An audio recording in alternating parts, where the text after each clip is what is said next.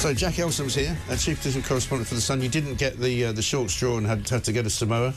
No, it's down to one of your other colleagues. It originally looked like it was going to be a much longer trip, taking in Australia, some of the Gulf states, and so my colleague Ryan Sabey put his hand up for that one. Did he? Thinking it would be a 2-week jolly. Right. Actually, it turned out it's about 2 days in a plane and then 2 days on the ground. So I think at the moment they're currently somewhere over the United States. Wow. And so yeah, because you have to go the other way, don't you? You go around the wrong way. You do. But Keir Starmer, I mean, he's going to be missing in action, I guess, for about 6 days. It's quite a crucial time for him. We've just had all the lags released yesterday, getting into Lamborghinis and Rolls Royces and Bentleys. We've got the Chris Cabba case, of course, going on. We've got the budget coming up. Yeah. You know, he's not going to have a lot of time when he gets back, is he, before that budget happens? No, not at all. I think that's why they settled it quite early. I mean, Keir Starmer's away for quite a few days. I'm not sure how many it is in total, but it's definitely a significant amount of time. Yeah. Rachel Reeves next week is then going to the IMF in Washington. Right. And so, you know, the two most powerful people in the country are out just days before the budget. And I think that is partly with his thinking about why he actually decided to scale back this trip, because you think about the amount of trips he has done. He's been everywhere. Prime Minister. He's been here, there and everywhere. Yeah, he has. And still things are not going brilliantly at home. Let's ask him about, for example, first of all, Donald Trump. Campaign finances, and Donald Trump saying blatant foreign interference by the Labour Party in the US election. Now, a lot of people are saying this is just a bit of a stunt from Donald Trump, but it's still a serious allegation, isn't it? Yeah, massively. I think there's two things here. It's whether any rules are broken, then it's also about the relationship. And so, you know, Keir Starmer is chatting to people on the plane on the way over to Samoa. It's been at pains to say, we don't think any rules were broken. Volunteers go over there the whole time. Now, listen, I think there is a question to be asked there, because the original LinkedIn post by the head of the operations for the Labour Party said, housing will be sorted for you, which implies some sort Somebody's of paying for it. quote. Someone is paying for it, and that's the whole point. You're not allowed to pay for it. He has said that, you know, that has not happened. That LinkedIn post has been taken down.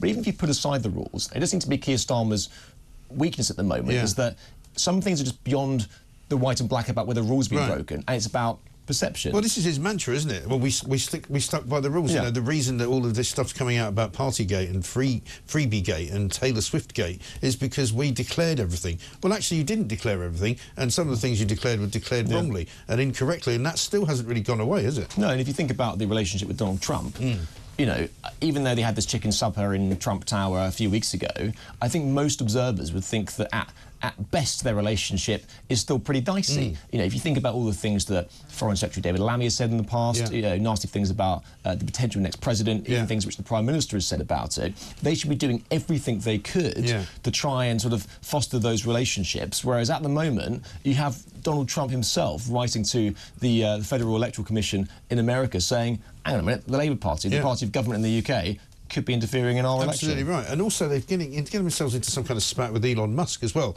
albeit slightly through a different organisation, isn't it? But something that Morgan McSweeney's attached to, or something that he's been a director of, Elon Musk appears to be at war with. Yeah, I know. It just seems... It's so why are you picking fights with Elon Musk? It doesn't make any sense, does it? I know. It seems it seems like the job of government is much harder than I think on opposition. I think absolutely right. Meanwhile, a lot of questions being asked about Sue Gray.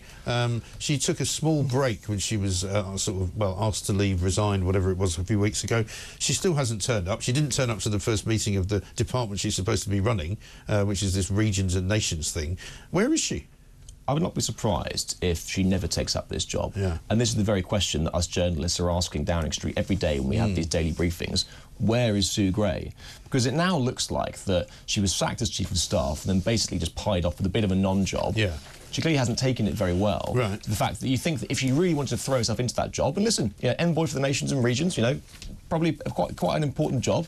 But you would have thought that maybe if she took that job seriously, she would have gone to the council for the nations and regions, even if she then a few days said, afterwards. I'm coming to this, and then I'm going to take a little break because I've been working quite hard over the last 100 days, or would it be 93 days? And so I'm going to be away for a while. But they're not actually seem to be giving any sort of answers whatsoever. No, and she's a so senior taxpayer-funded official. We probably deserve answers. Is she still being paid? Was she paid off when she lost her job as Chief of Staff? You know, how short is short? You know, because this short break, in most people's estimations, isn't that short. It's been about 2 weeks now. That's right. That's not a short break. When your producer said they were taking a short break, you know, you'd expect maybe them to dash the loo and come back. Exactly right. Exactly right. 5 minutes, no more. And also the other thing is that, you know, this is a woman who was on top of sort of everything supposedly, and now isn't on top of anything.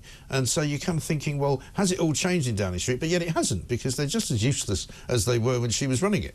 It seems to me. Well, they need to get more political, don't they? Because it seems that they sort of had two technocrats at the very top. They had Sue Gray and they had Keir Starmer. and that meant that they just were falling into bear traps the whole time. They had that inability to almost see around corners and think what the story was going to be. All the stuff with the clothes. Rather than shutting that down immediately, getting everything out in the open, they just let it fester and linger, and just the whole thing. And they just still snowballed. don't seem to have an idea of how things look. Like yesterday again, we get more prisoners released by Shabana Mahmood, and then they're all getting into Rolls Royces and Lamborghinis. And while people say, oh, they might just be renting those and making fun of the government, even so, somebody's saying, you know, heads up to Keir and all that kind of thing, you know, hats off to Keir Starmer, he's let us all go free.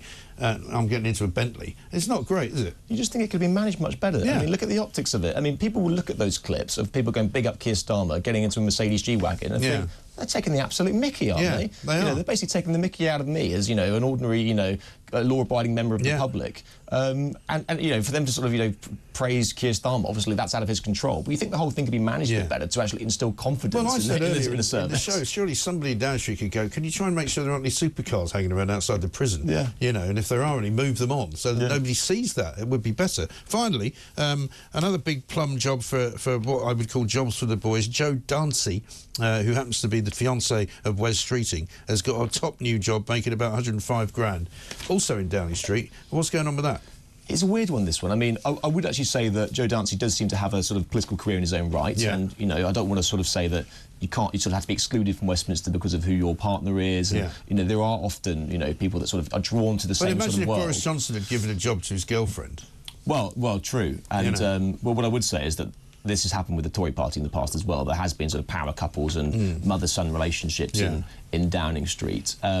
But I just think that at the moment, especially with all of the sort of the allegations of sort of a coziness and whatever, it doesn't look great, and maybe they could sort of explain. And also, you know, we've had that whole row about, you know, public officials being sort of, you know, circumventing the usual route. I'm not sure what's going on. And they're doing here. a lot of it, and I think that's why people are pointing to this as yet another example. Exactly. I think that's the problem at the moment. It's all about the image, isn't it? And at the moment, it doesn't look too great. No, exactly right. Good to see you. Thanks very much indeed. Jack Elsom there, Chief Political Correspondent at The Sun.